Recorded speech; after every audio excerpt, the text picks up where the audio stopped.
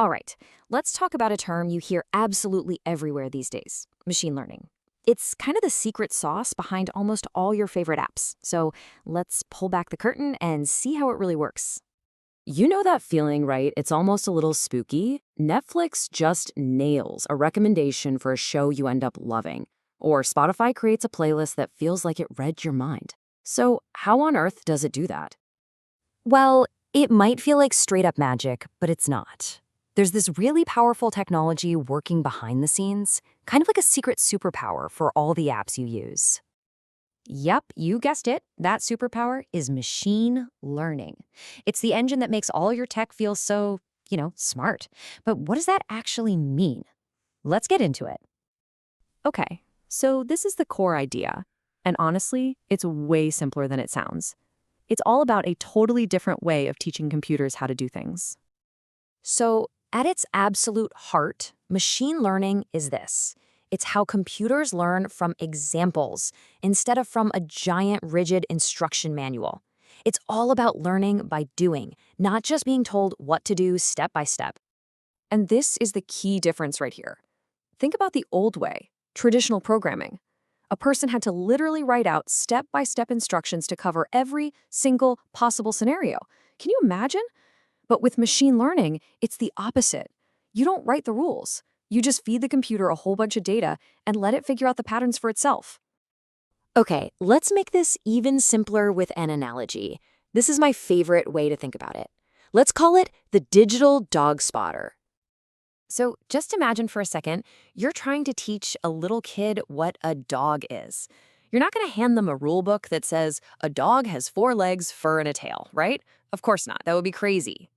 What do you do instead? You just point. You see a big German Shepherd, you point and say, look, a dog. You see a tiny Chihuahua, hey, that's a dog too. Over and over and over again. And eventually, something amazing happens. Their little brain just figures it out. It starts to recognize the patterns, the 4 legs, the fur, the snout, the whole dogginess of it all. Well, guess what? Machine learning works the exact same way. It's just that instead of a kid looking at real dogs, it's a computer looking at millions and the millions of pictures that humans have labeled dog. And just like the kid, it starts to teach itself the patterns. So the actual process is this really simple loop. First, the machine makes a prediction. Hey, I think this picture's a dog. Then it checks if it's right. Nope, that was a cat. So it adjusts its approach, just a tiny bit. And then it repeats. And it does this billions of times. After a while, it gets insanely good at spotting dogs. Okay, so this might sound a little abstract, but this isn't some sci-fi future stuff.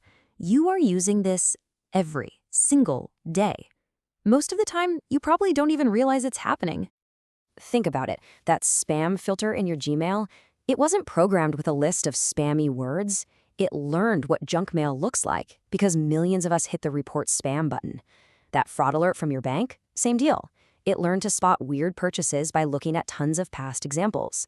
And yeah, Spotify's Discover Weekly, Netflix's recommendations, even the portrait mode on your phone's camera, it's all machine learning. And the key thing to remember is this. Nobody sat down and wrote a million if-then rules for any of these things. They didn't tell Netflix if a user likes the sci-fi show, then recommend that one. No. All of these systems learned from experience. They learned from data. So now for the big question. Why does any of this matter? Why should you care how it works? Well, because this tech is no longer just about recommending songs. It's making decisions that have a real impact on our lives. I mean, machine learning is now involved in deciding things like which ads you see online, which is fine, but also which job applications a human recruiter even gets to look at. And in some hospitals, it's even helping to prioritize which patients get treatment first. These are big deals. And that brings us to maybe the single most important thing to understand about all of this. It's right here. Machine learning systems are only as good as the data they learn from. That data is everything. Because think about it, it's just common sense. If you train a system using biased data, you're going to get a biased system. Garbage in, garbage out. If the examples it learns from are flawed, then its decisions are going to be flawed too. So I'll leave you with this to think about. The next time you're using a smart service and it makes a suggestion or a decision for you, just pause and ask yourself a quick question. Knowing what you know now, When is this tech actually helping me out? And when might it be making a call based on a biased or incomplete picture of the world? It's definitely something worth thinking about.